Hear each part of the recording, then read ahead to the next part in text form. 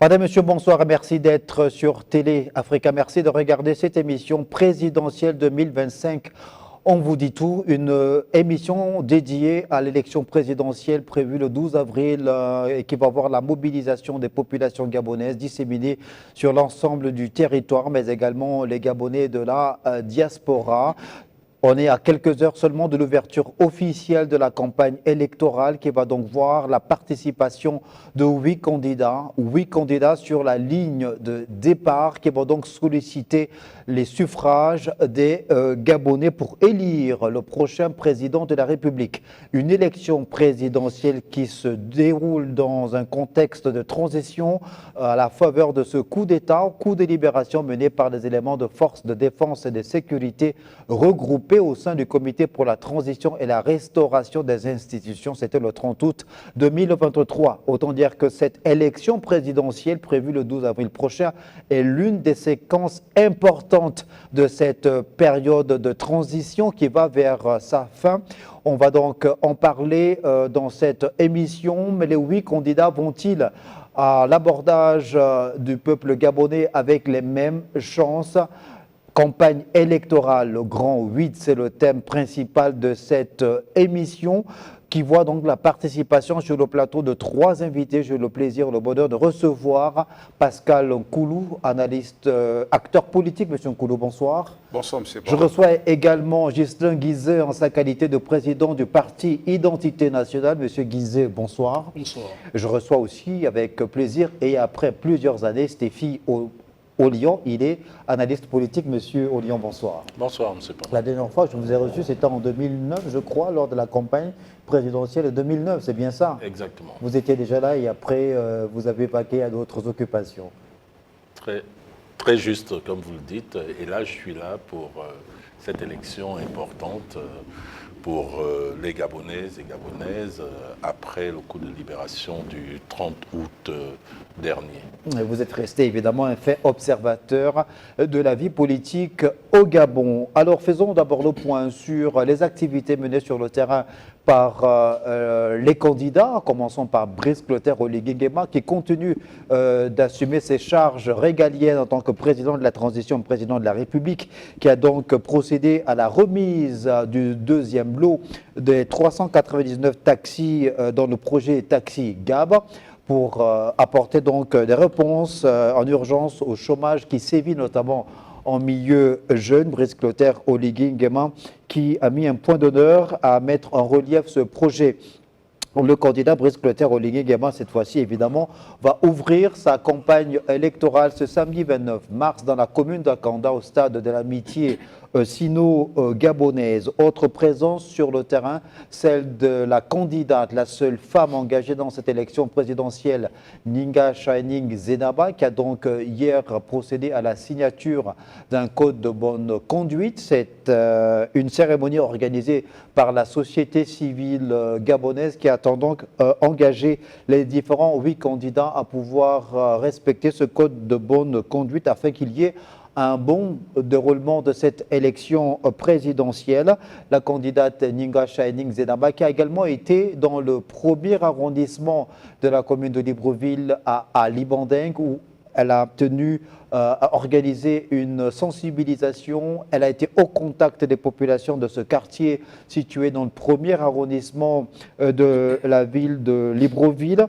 Et notre candidat aussi sur le terrain, Alain-Claude Bilibinze, lui était avant évidemment était dans le quartier Sotega, au contact là aussi des populations. Il a dit lui n'est pas être prêt à organiser des grands meetings. Il privilégie lui la proximité. On va peut-être en parler dans l'émission pour savoir si c'est un choix stratégique.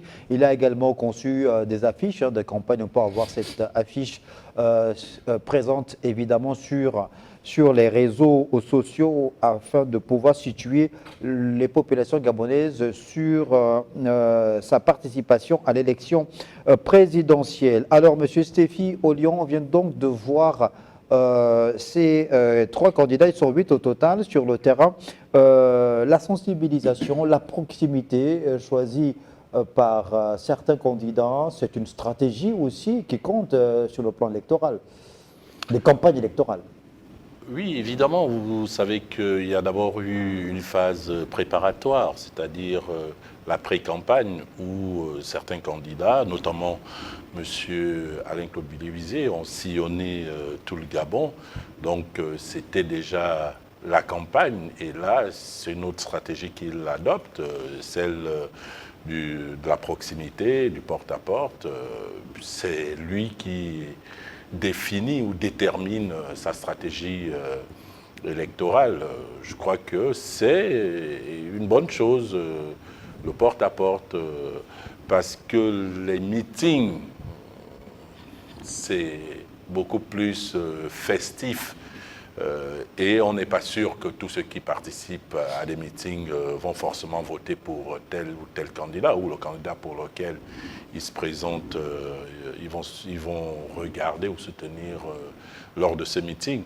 Donc, le plus important, c'est de savoir que telle personne est inscrite, ou on a tel nombre d'inscrits, et que ces gens-là, il faut être sûr qu'ils votent pour soi.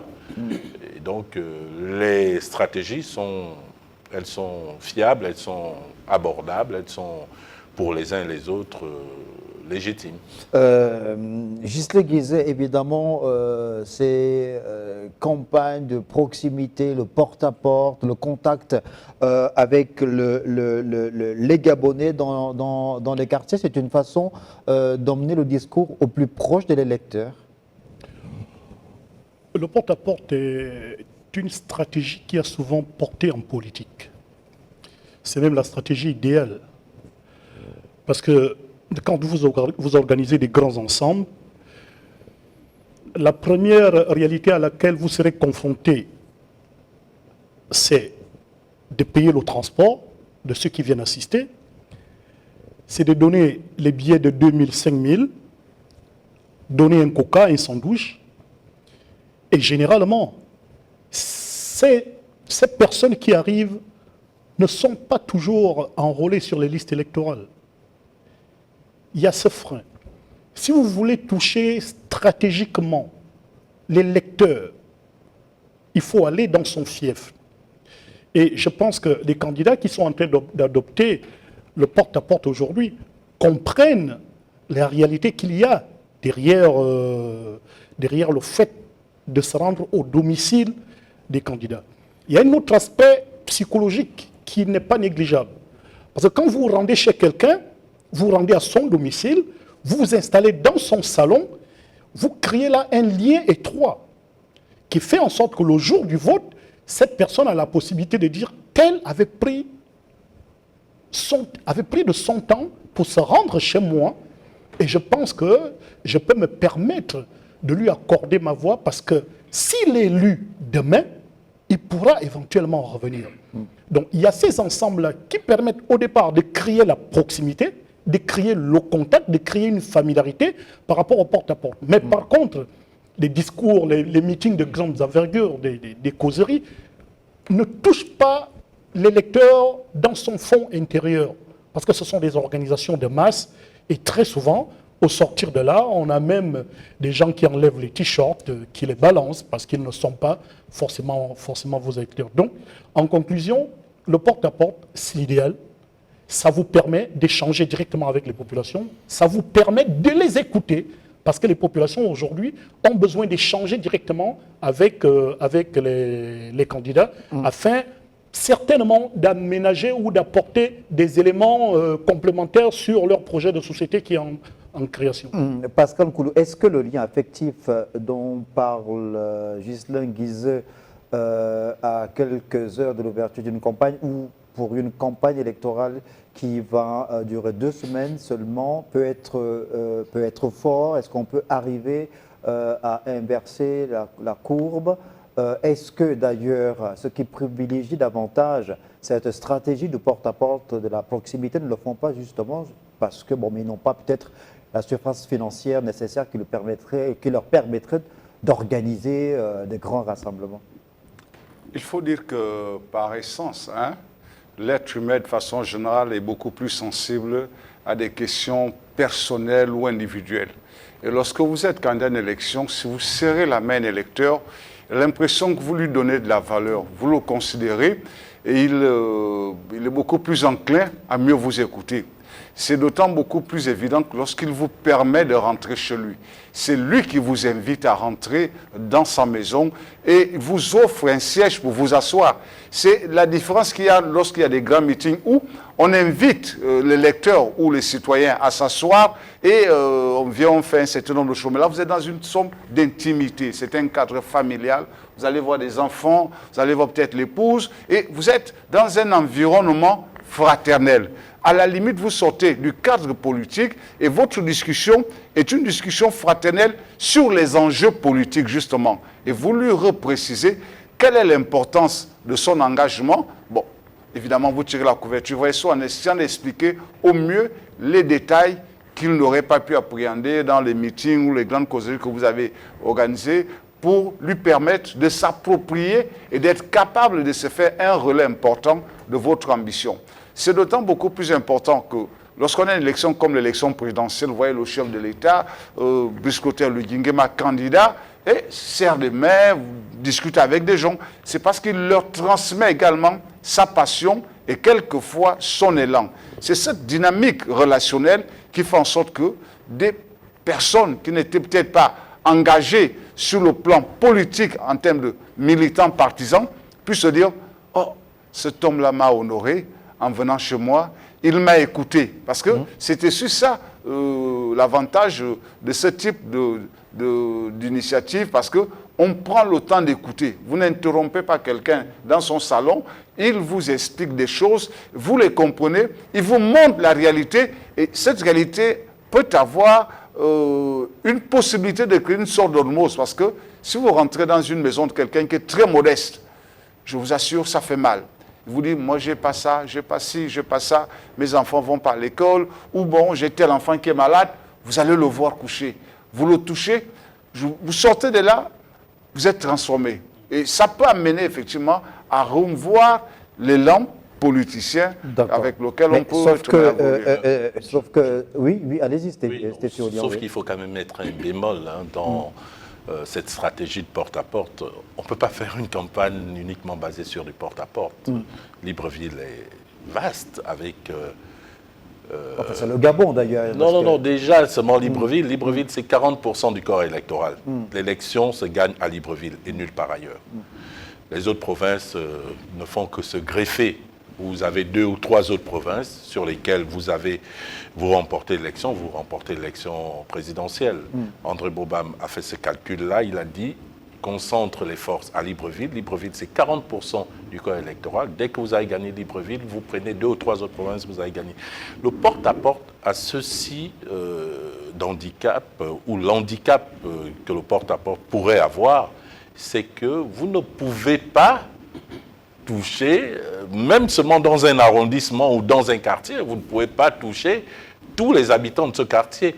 Donc vous voyez, c'est assez réducteur.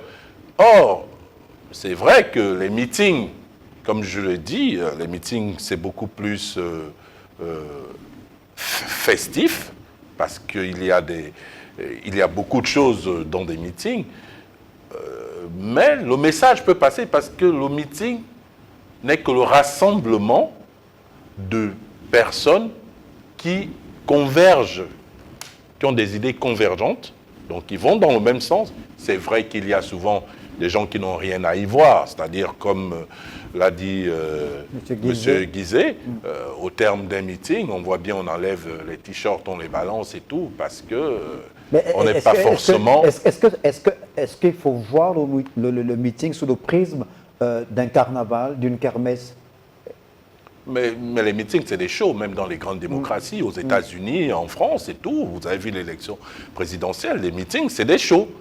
Donc, et les meetings ont cet avantage d'impacter aussi le moral des candidats, des adversaires. Le meeting, certainement de demain, on attend au stade d'Angondje plus de 30 000 personnes. C'est un impact.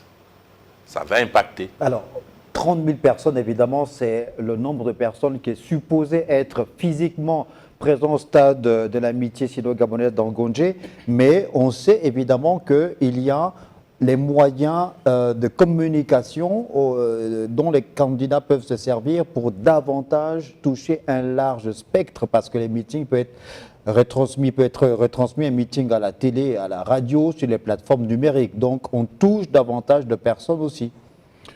Oui, c'est pour cela que j'ai l'habitude de dire ces derniers temps que les réseaux sociaux sont devenus un véritable baromètre politique. Pas seulement au Gabon. Parce que vous avez la possibilité de jauger de votre popularité à travers seulement les réseaux sociaux. Exactement. Sur 10 jeunes, seuls 2 regardent peut-être la télévision aujourd'hui. Ils sont plus coachés dans les réseaux sociaux. Donc c'est un moyen de transmission d'informations très efficace. Quand on aborde la question du porte-à-porte, la proximité, c'est comme ça qu'on l'appelle, elle est faite de telle sorte que généralement on cible des zones qui ne sont pas des zones acquises à notre cause. Parce que quand vous allez dans un quartier, vous vous dites, la rive gauche, c'est une rive acquise. À partir de là, je peux organiser des causeries dans ces zones, parce que je rassemble les miens. Mais la rive droite est une rive mitigée. Il faut aller au contact des populations. Et quand on va au porte-à-porte, ce n'est pas seulement le candidat qui y va, forcément. Le candidat a des équipes. L'équipe du candidat Ansnila Pambo, l'équipe B va dans telle ou telle zone. Il faut rencontrer les populations. Et quand on rencontre ces populations dans leurs différentes maisons, nous allons effectivement rencontrer des personnes très réceptives tout de suite. Nous cochons. Nous allons rencontrer des personnes réfractaires. À partir du moment où nous rencontrons les réfractaires, nous avons l'obligation de faire venir le candidat pour dire dans telle zone, nous avons rencontré une certaine résistance. Donc il faut faire venir le candidat. Et là, il peut venir.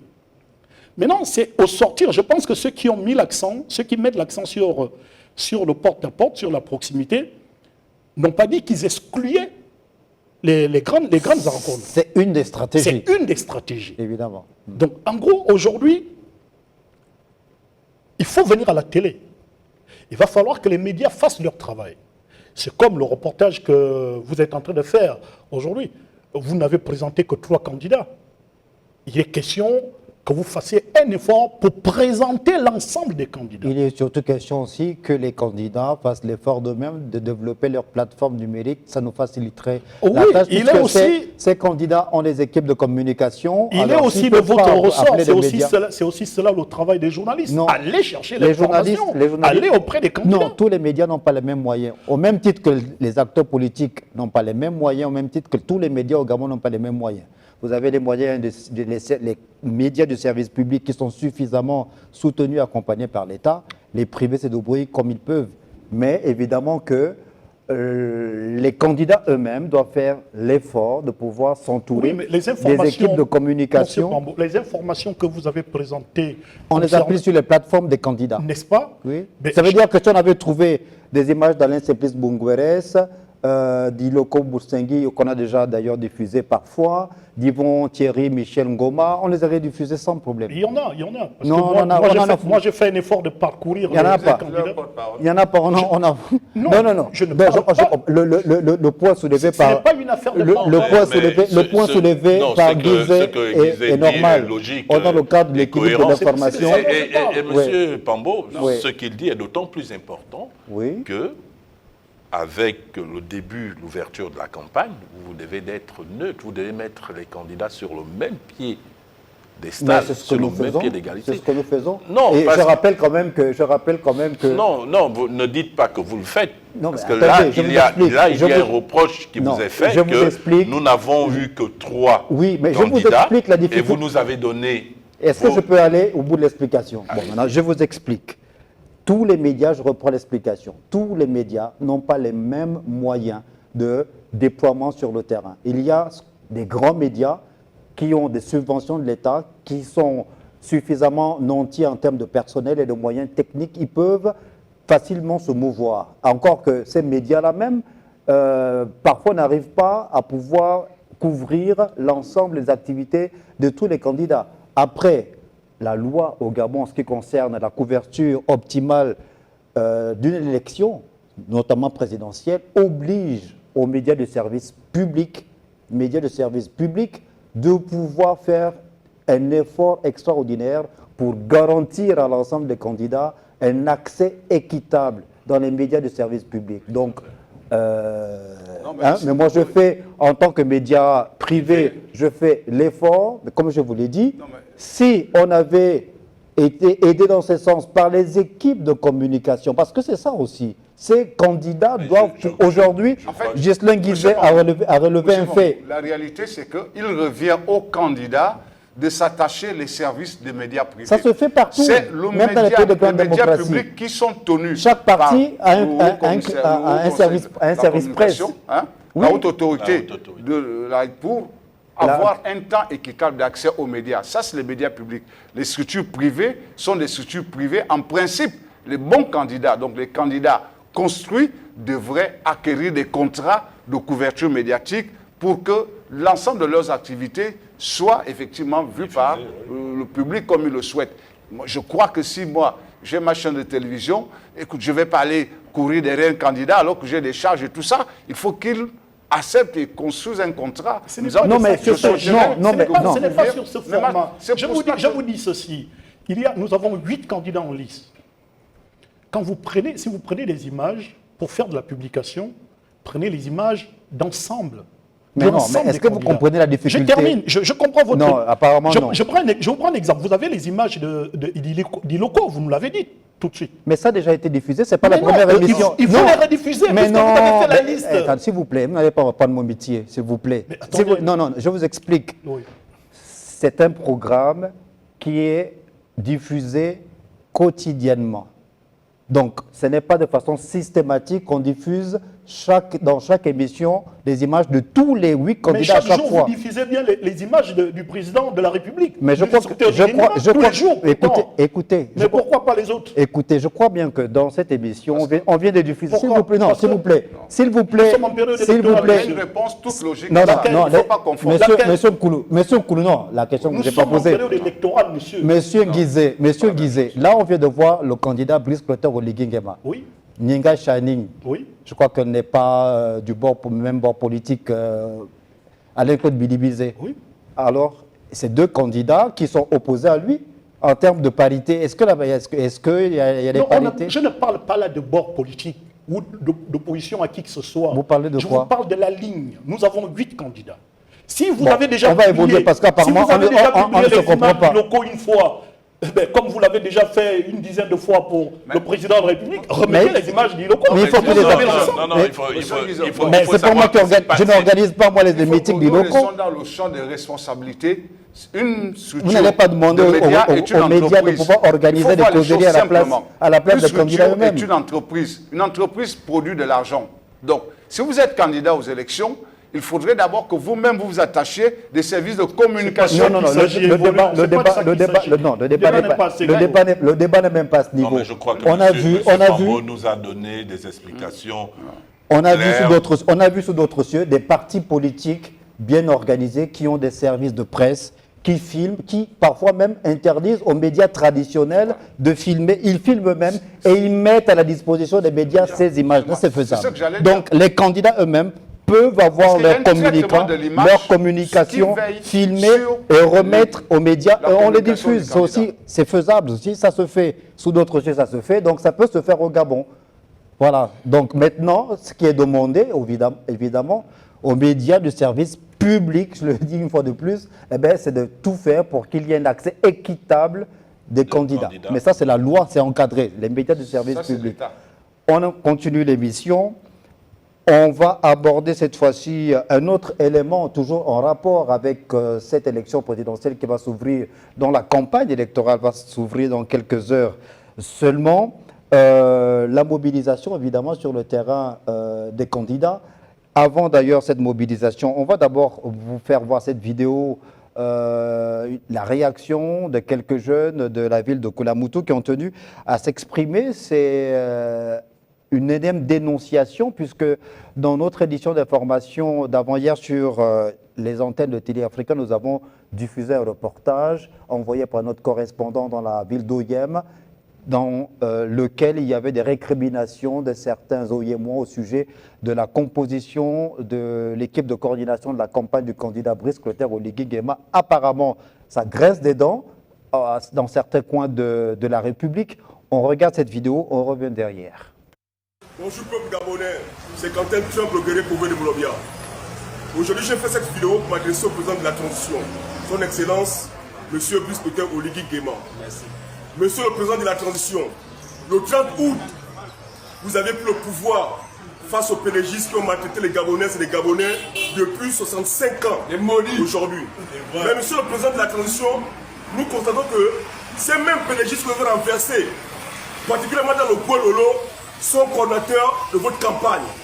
Nous, jeunes conscients, nous, jeunes qui avons lutté contre ce système, depuis plus petit jusqu'à présent, nous disons, monsieur le président de la transition, si et seulement ces pélégistes que nous avons vus sur la liste là, les coordonnateurs pour gérer votre campagne ici là, dans le Gololo, monsieur le président, des grâces, monsieur le président, si c'est avec eux, vous ne serez pas élu dans le Gololo. Et si c'est le pourcentage que vous cherchez, le 100%, ça ne va pas exister. Jamais.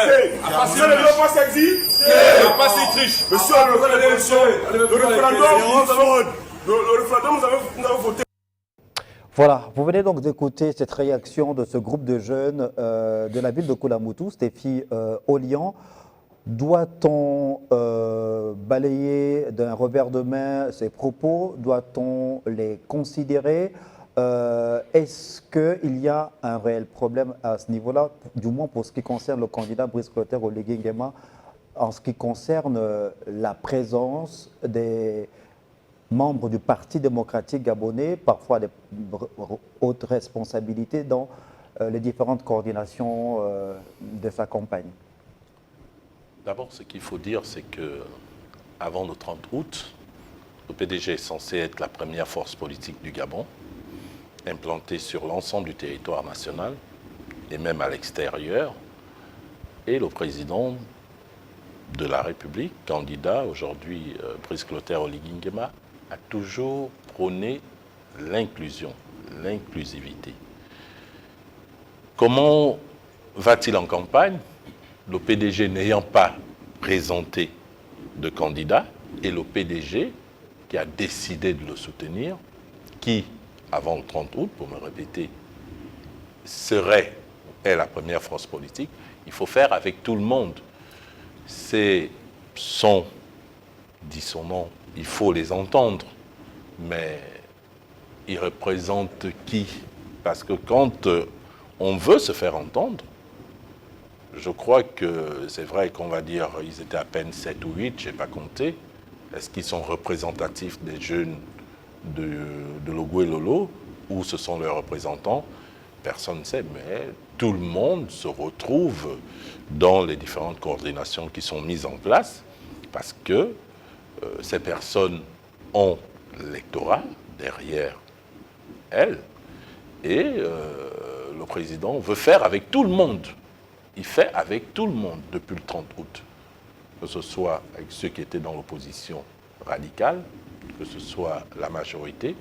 Quand vous regardez au sein des institutions, au sein du gouvernement, et même dans la haute administration, vous voyez qu'il y a cette volonté réelle et pratique qui a emmené le président à faire avec tout le monde. Donc il faut les entendre, il faut écouter ce que ces jeunes disent, mais je crois que leurs propos sont un peu exagérés. Le président de la République aura un fort aura un fort pourcentage dans la province de Logoué-Lolo, c'est une certitude.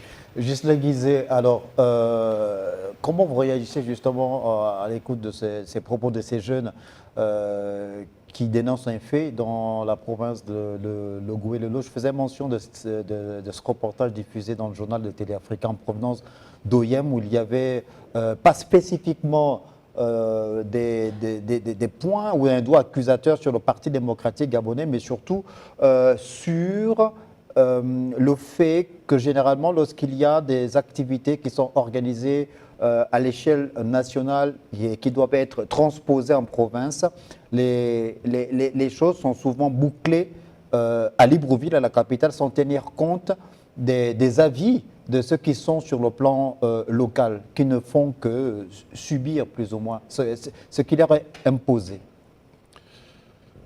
Écoutez, le premier constat personnel que j'ai fait depuis que j'ai fait mon bout de chemin en politique, c'est que les gens s'expriment souvent de la sorte par procuration.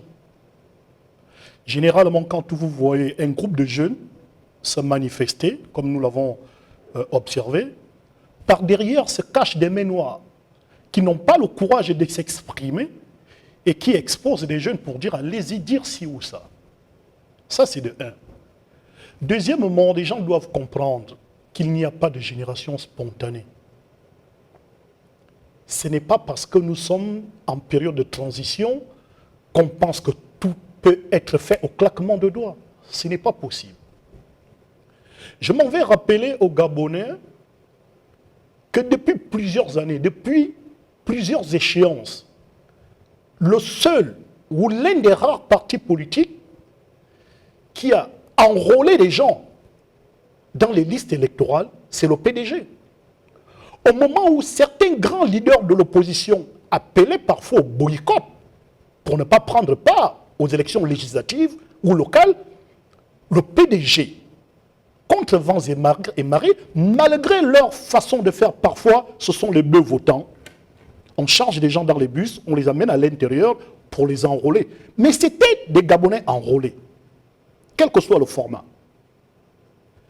Dans la mesure où le fichier électoral n'a pas été mis à plat, parce que c'est la proposition, nous avons demandé cela.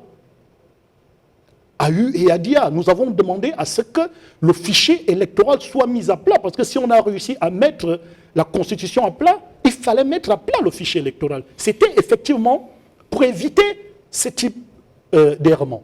Parce qu'aujourd'hui, qu'on le veuille ou non, le fichier électoral actuel répond à plus de 50% de la volonté des pédégistes, parce que c'est eux qui ont souvent enrôlé les gens. Et de 3,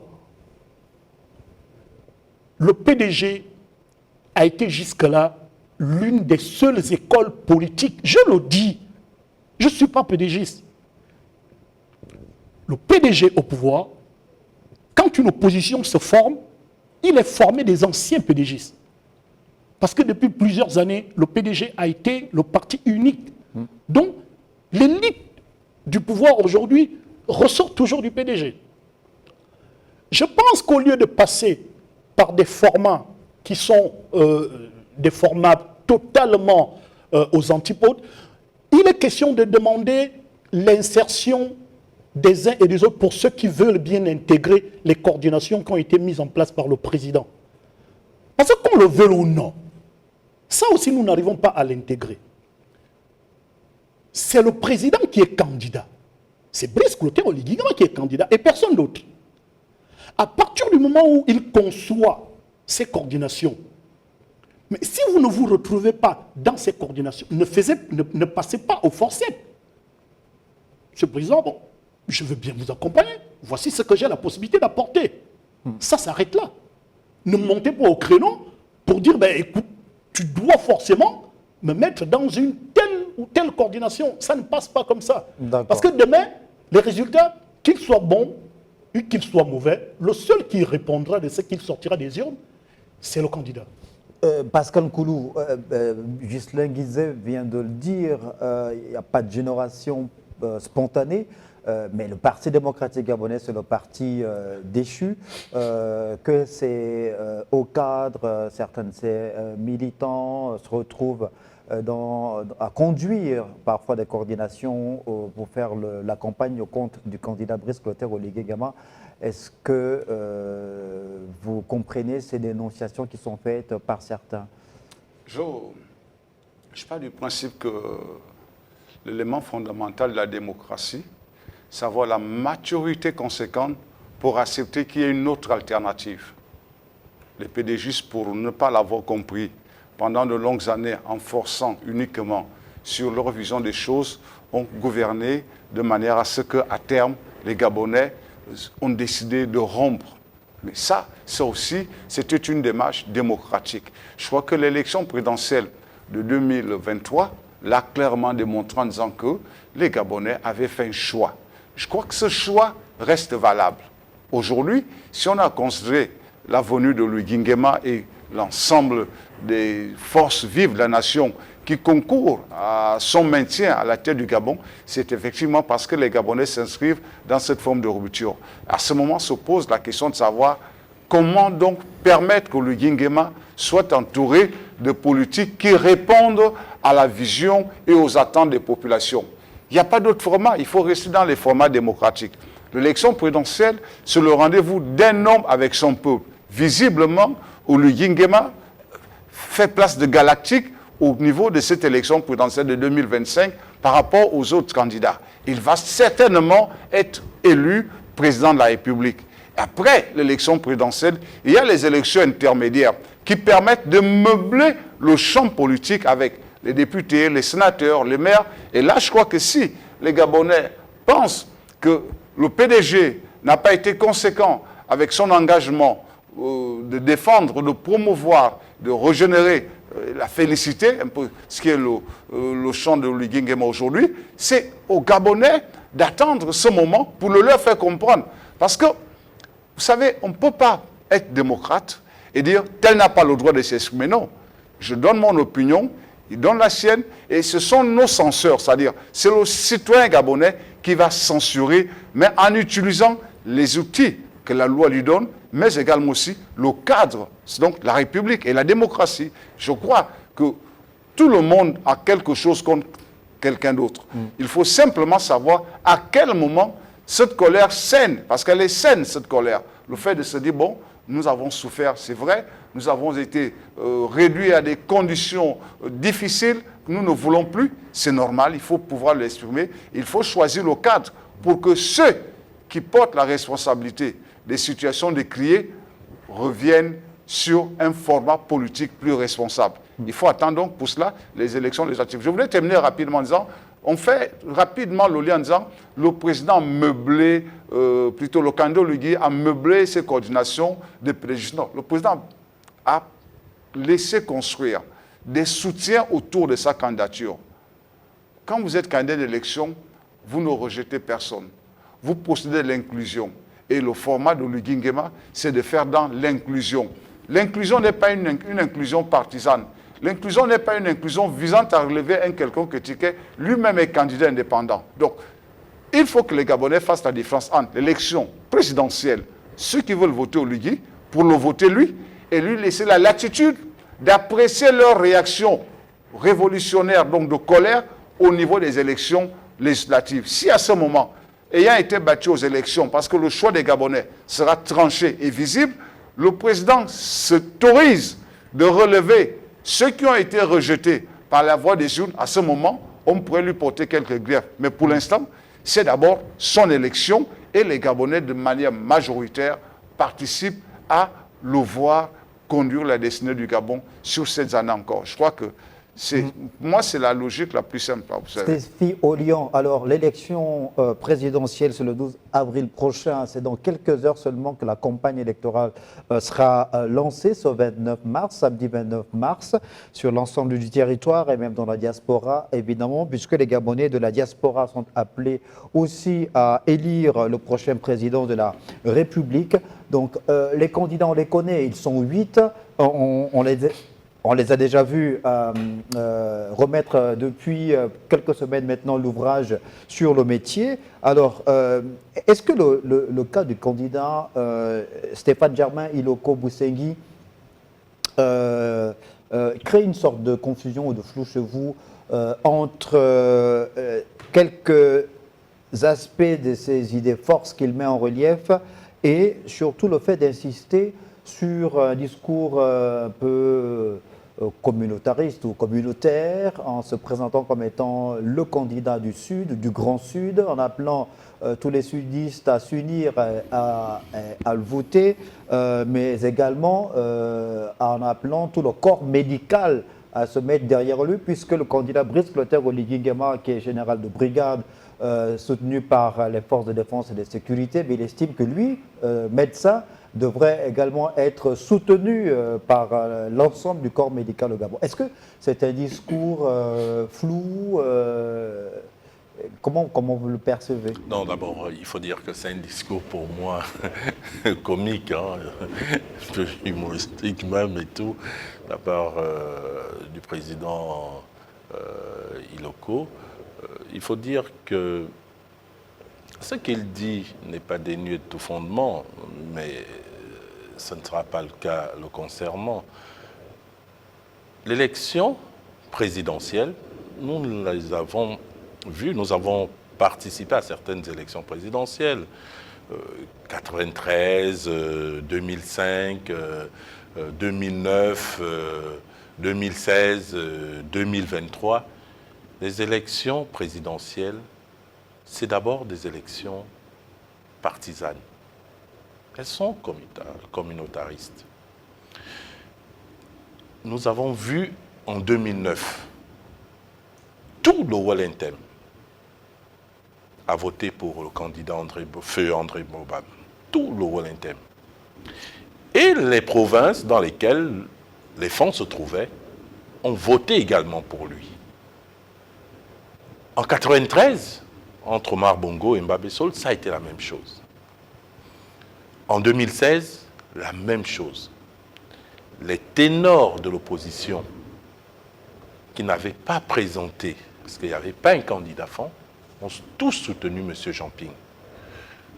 Ce que le docteur Iloko dit est logique, mais le Grand Sud ne suivra pas, ne soutiendra pas, ne votera pas pour lui, parce que tout le monde sait que le candidat de tous les Gabonais, qui fait l'unanimité, c'est M. Brice Clotaire Oligui Nguema. Ça, c'est une certitude. Donc, c'est un discours pour moi un peu comique. Alors, certitude par rapport à quoi? L'adhésion populaire? L'adhésion populaire, les actes qui ont été posés, les réalisations. Moi, je suis contre l'expression bilan du candidat Oligui Nguema et du CETRI. Ils n'ont pas de bilan. Ils ont une floraison d'actions en faveur des populations gabonaises. Il n'est pas élu. Ils n'ont pas de mandat.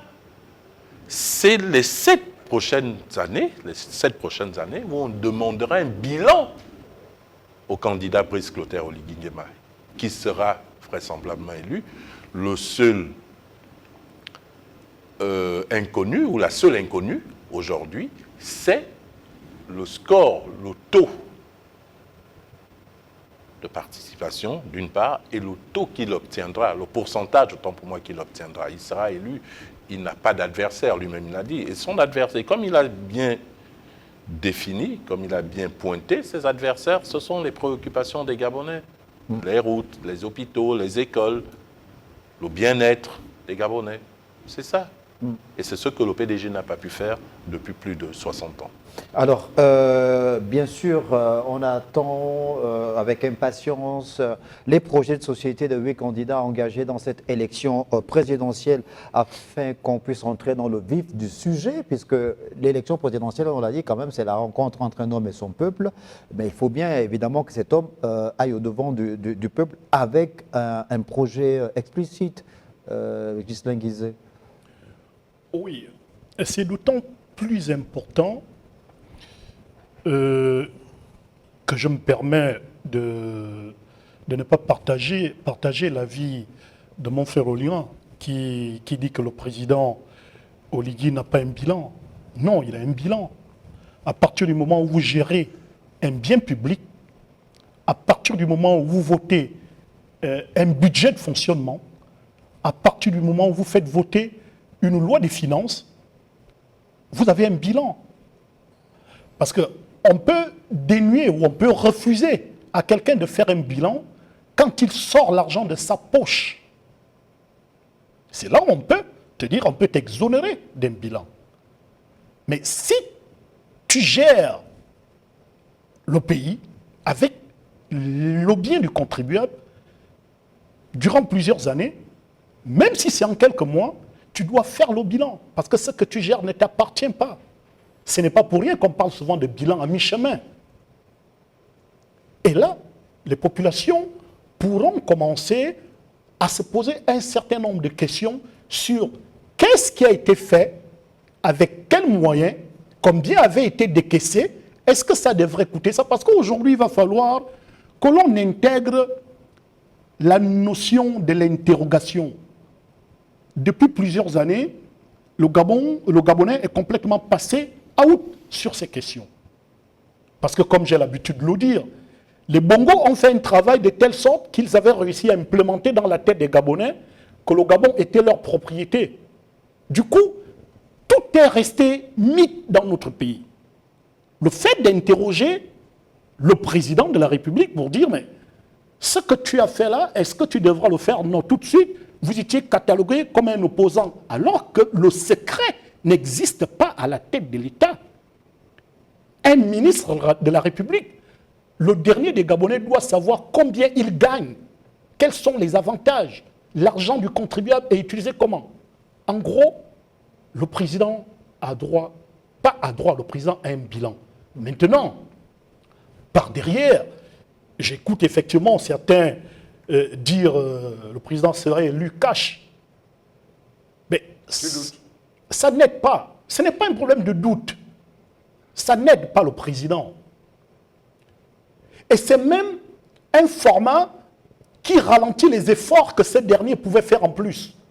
Parce qu'il y en a qui se permettent de dire non, tu serais élu cash. Donc, même s'il y a des efforts supplémentaires que ces derniers pouvaient apporter, la preuve aujourd'hui, moi personnellement, je déplore. Je comprends que ce n'est pas un politique, donc on peut l'excuser à ce niveau, mais son expression, après plusieurs mois, qui parle du j'ai fait, j'ai donné, j'ai fait, j'ai donné, ça rentre effectivement dans le droit fond de ceux qui lui disent chaque jour, oh non, ne t'inquiète pas. Le comble, c'est que les présidents comme Ali Bongo ont payé le prix fort avec cette expression. Parce qu'ils étaient entourés de personnes qui leur disaient, mais vous avez vu ce que nous avons fait comme mobilisation, mais Ali Bongo mobilisait des centaines de milliers de personnes. Mais je m'en vais vous dire qu'il y en a qui n'arrivent pas à se poser la question de savoir pourquoi est-ce que Ali Bongo échoue aux élections. Mais ce sont les militants pédégistes là, qui votaient contre Ali Bongo. Ce sont les militants qui votaient parce que la première grogne, si vous observez bien, la première grogne politique dans notre pays, elle sortait de l'intérieur du PDG.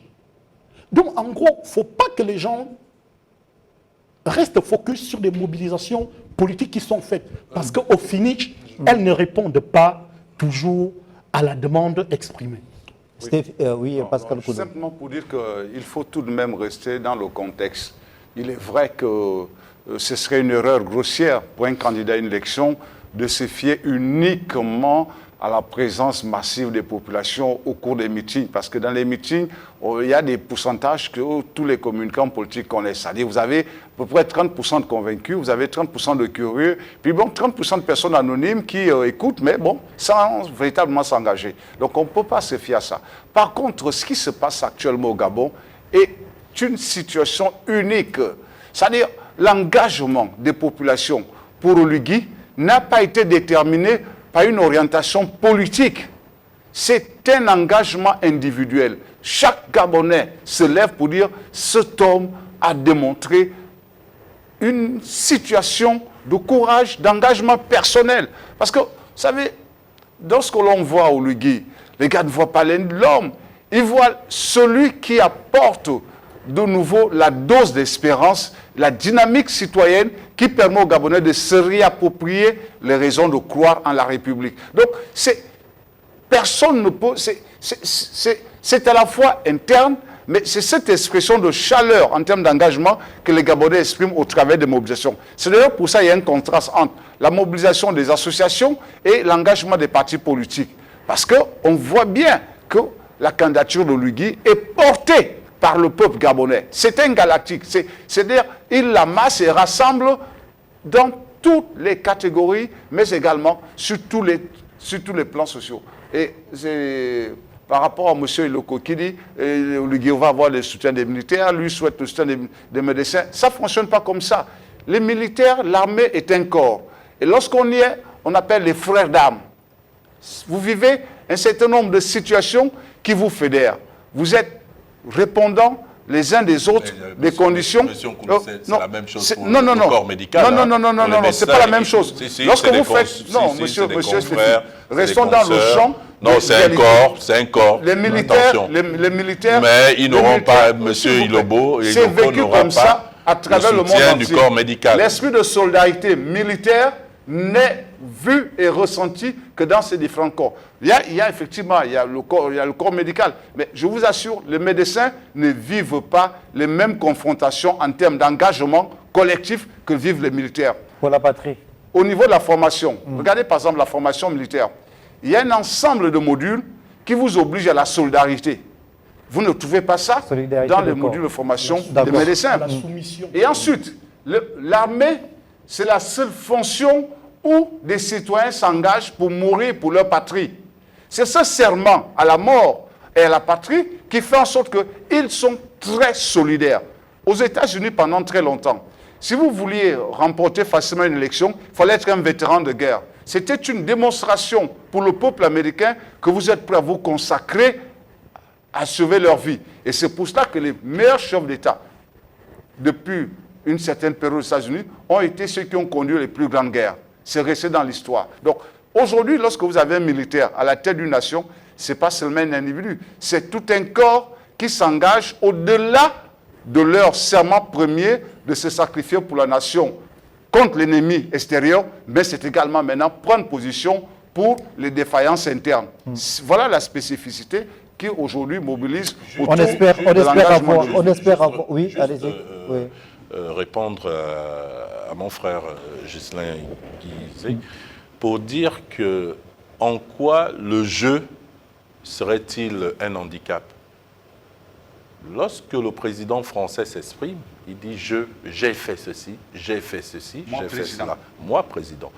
Moi, président. C'est différent de je.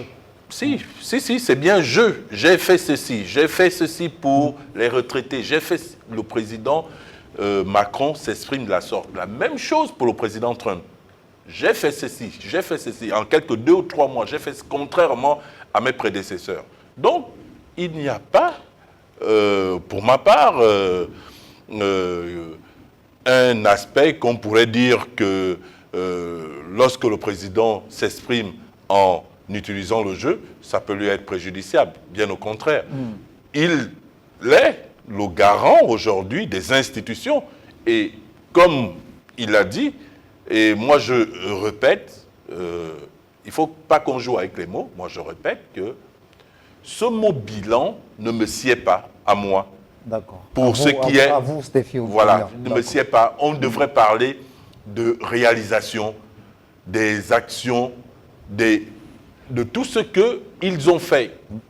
En politique, quand on parle de bilan, c'est des gens qui ont été élus, des députés, des sénateurs, le président de la République. Il a un bilan à défendre. À ce moment-là, le mot serait... Mais pour moi, quand les journalistes posent cette question, je me dis, ils sont un peu à côté de la plaque.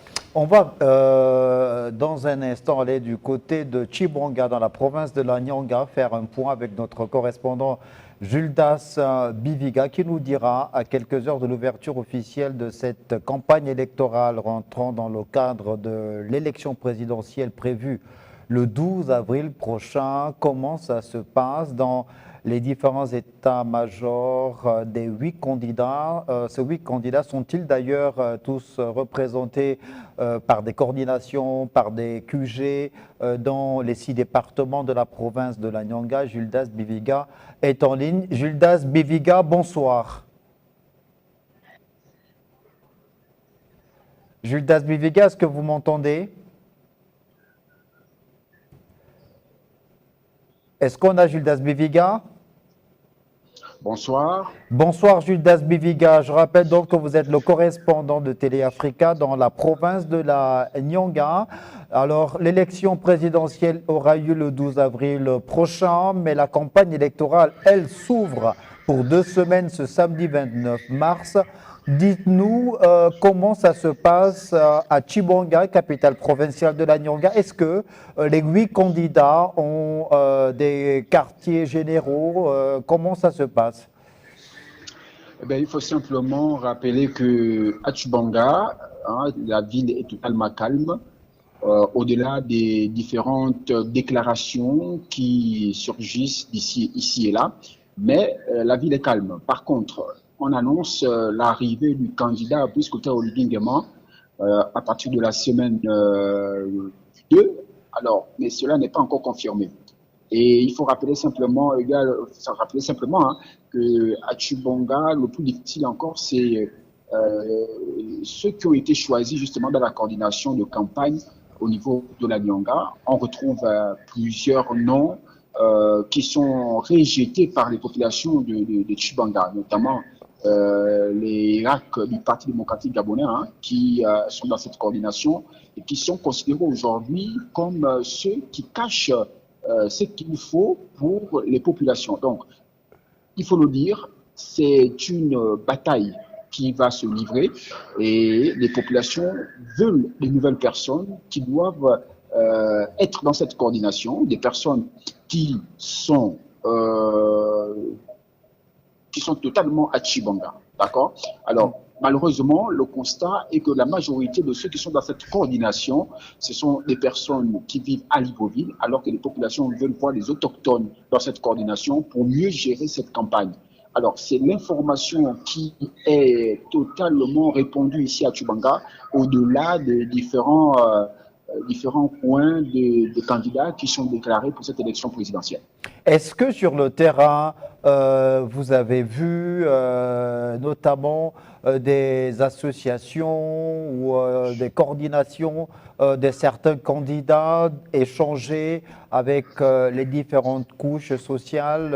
Est-ce que ces coordinations sont perceptibles? Bon, il faut rappeler simplement que les associations se déclarent ici et là pour soutenir la candidature du président Brice Oligui Nguema. Par contre, les échanges avec les populations, c'est simplement les appeler à voter pour un nouveau Gabon.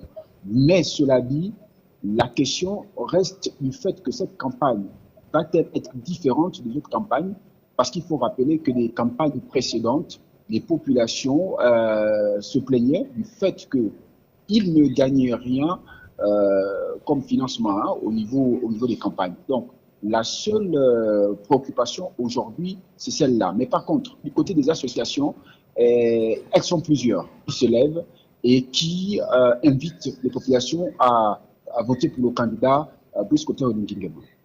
Gildas Biviga, merci beaucoup pour ce point que vous nous avez fait. On aura le plaisir de vous retrouver ce 29 mars dans l'émission présidentielle 2025 pour nous dire comment est-ce que la campagne électorale a été lancée dans la ville de Chibonga. Alors, vous venez d'écouter Gildas Biviga, qui est correspondant de Télé-Africa dans cette province de la Nyanga. On avait déjà fait le point par rapport à finalement ces sons de cloche qui remontent à la surface en provenance des provinces. Il y a comme un décalage entre Libreville et les 8 autres provinces en ce qui concerne les avis des populations locales, celles qui vivent, qui ont l'impression d'être marginalisées finalement. Mais je pense que la réalité est la même partout. C'est un format qui a souvent été implémenté pendant les périodes politiques. Nous qui vivons à Libreville, nous avons souvent pensé que toutes les décisions doivent partir de Libreville et se déporter à l'intérieur. Et ceux de l'intérieur ont souvent pensé que le fait qu'ils soient résidents doivent avoir la même mise sur un ensemble de choses qui se déroulent là-bas. Donc c'est une guerre qui ne date pas d'aujourd'hui. Et c'est une guerre qu'on observe généralement en période électorale, parce que par derrière, il faut le reconnaître, c'est le nerf de la guerre. Par derrière, c'est de l'argent. C'est l'argent qui pose ce problème. Parce que les uns et les autres se disent, mais comme ils font tout à Libreville, l'argent ce sera là-bas, et ils viendront tout simplement ici nous donner des miettes alors que tout le travail se fait ici. Je pense qu'il y a un problème de maillage. Il y a une difficulté dans le fait de mutualiser les forces dans des états-majors entre ceux qui vivent à Libreville et ceux qui vivent à l'intérieur du pays. Et c'est d'autant plus important que toutes les forces doivent être associées dans des états-majors politiques qui se mettent en place. Parce que les lecteurs, qu'on le veuille ou non, les lecteurs est d'abord à la base. Et si vous n'intégrez pas les résidents dans des états-majors que vous mettez sur pied, vous pouvez être sûr que s'il y en a qui peuvent vous saboter le travail, c'est ceux qui vivent à la base. Donc, ils ont effectivement raison de se plaindre sur cette question-là. Il revient maintenant à ceux qui ont élaboré, qui ont mis sur pied ces différentes coordinations, de faire un effort d'intégrer.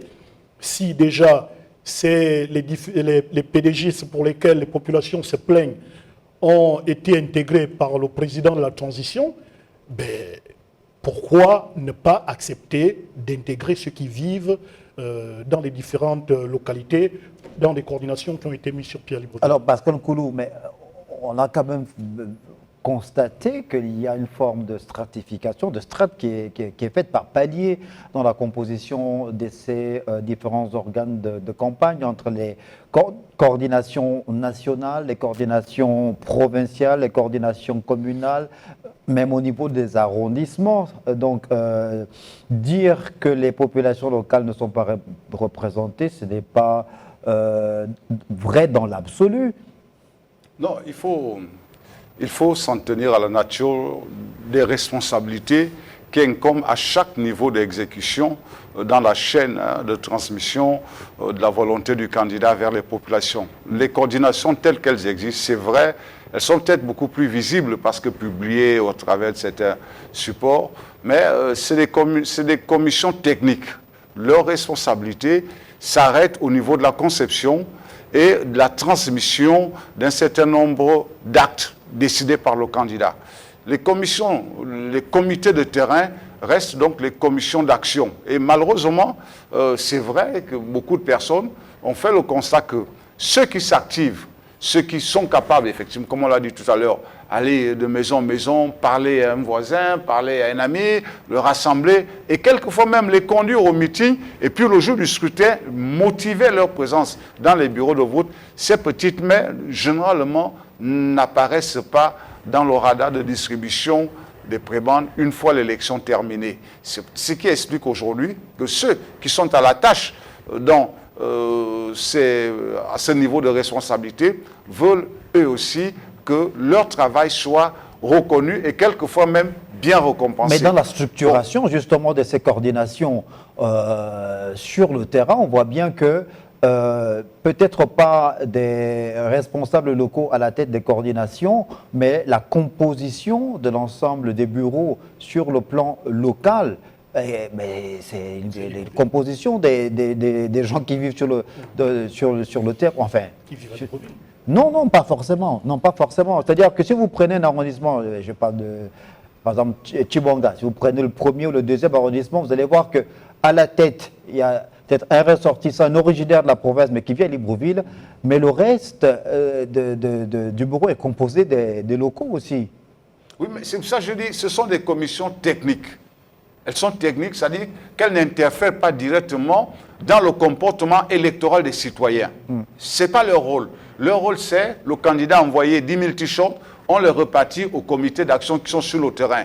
C'est au comité d'action c'est à eux qu'incombe la responsabilité de sensibiliser, de mobiliser, de fixer l'électeur pour le conduire au bureau de vote. Bon, ce qui est vrai, c'est que ce travail qui est à la base du choix de l'élection du candidat en termes de victoire acquise n'est pas souvent bien valorisé parce que les commissions techniques sont en grande majorité occupées par de très hauts cadres qui sont dans la haute administration, qui sont au gouvernement, qui sont au parlement. Donc ils font écran à ces petites mains que l'on retrouve dans les villages, dans les petites villes, même ici à Libreville. Vous savez, si vous êtes dans la coordination communale, ça veut dire que vous avez un niveau de responsabilité administrative qui est important. Or, si vous êtes dans la commission d'arrondissement, ça veut dire que vous avez un niveau de responsabilité administrative et politique qui est très réduit. Seulement, c'est vous qui constituez l'élément, c'est-à-dire peut-être le maillon faible au niveau de la représentativité sociale,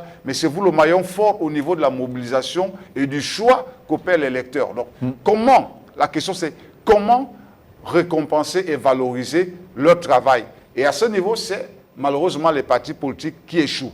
Parce que c'est les militants de partis et ils sont tenus d'obéir à la structuration de leur parti. Merci Pascal Nkoulou. On reviendra sur ce point dans nos prochaines émissions puisque la campagne électorale s'ouvre ce samedi dans quelques heures seulement. Stéphie Olion, il nous reste 1 minute avant de mettre un terme à l'émission. Malheureusement, c'était votre conclusion aussi. Ghislain Guizet s'était exprimé il y a quelques minutes déjà. Vous allez conclure, on n'a plus de temps. Vous allez conclure donc Stéphie Olion. Merci de me faire cet honneur-là. Il faut dire que cette campagne qui va débuter, comme nous l'avons dit, c'est une rencontre entre un homme et son peuple. Et aujourd'hui, qui mettent le candidat Brice Clotaire Oligui Nguema sur la stratosphère. Et nous attendons simplement le pourcentage qu'il va avoir. Les questions des coordinations sont des questions qu'il faut relayer. Ce n'est pas le plus important. Le plus important est que les Gabonais et Gabonaises qui ont porté cette candidature, qui ont demandé à M. Oligui Nguema de se présenter, puissent aller voter massivement le 12 avril prochain pour qu'il soit élu avec le meilleur score possible. Merci également à vous, Pascal Nkoulou, d'être passé sur le plateau de cette émission présidentielle 2025, on vous dit tous. Donc dans quelques heures seulement, la campagne électorale en vue de l'élection présidentielle sera donc ouverte pendant 2 semaines. 8 candidats sur la ligne de départ au contact des Gabonais afin de solliciter de leur suffrage. Merci de nous avoir regardés. On se retrouve ce samedi 29 mars 2025 pour faire le point sur cette première journée de campagne. Bonne suite des programmes sur Télé Africa.